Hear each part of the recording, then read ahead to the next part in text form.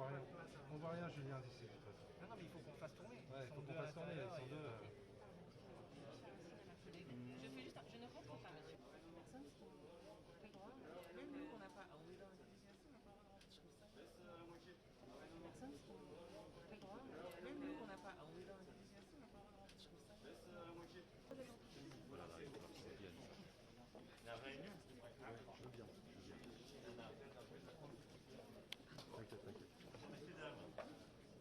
Nous sommes arrivés ce matin en effet avec des doses additionnelles du vaccin AstraZeneca qui ont permis de déployer dans plusieurs centres la vaccination et d'avoir la deuxième dose. Nous l'avons vu aujourd'hui pour beaucoup de patients, de citoyens, de Rwandaises et de Rwandais qui attendaient d'avoir justement la pleine protection. Je redire ici l'importance pour nous tous d'aider l'Afrique à la vaccination. L'Union européenne a pris un engagement fort qui est au moins 100 millions de doses livrées d'ici à la fin de l'année, d'ici novembre. Et la France a pris au sein de cet engagement un engagement fort qui est de 30 millions de doses.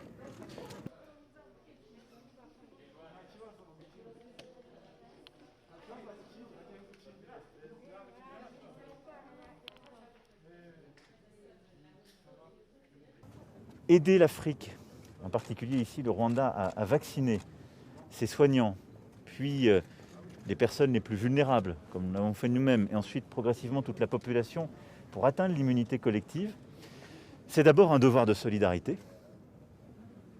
Et ensuite, c'est simplement comprendre comment fonctionne le virus.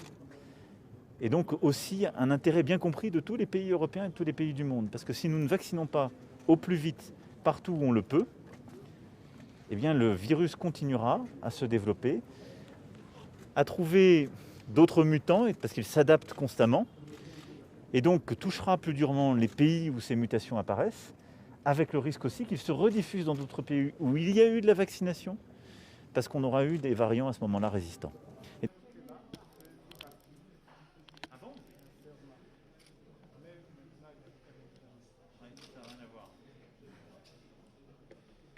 Aujourd'hui, le vaccin, le don de doses. On veut compléter cela en faisant quoi?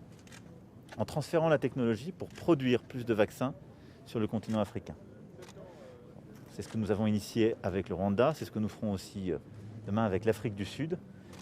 La transfert de technologie et lever toutes les contraintes qui empêchent ce transfert de technologie et donc de produire plus. Puis ensuite... Ça va, vous n'avez pas mal.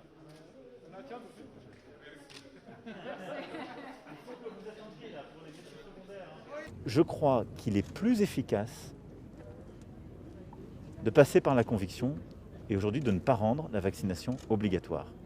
Ce qui est important, c'est d'expliquer à chaque fois tout ce qu'on sait, comme nous l'avons fait, en transparence, de demander aux autorités sanitaires de tout dire et de partager toutes les informations et le recul que nous avons sur ces vaccins.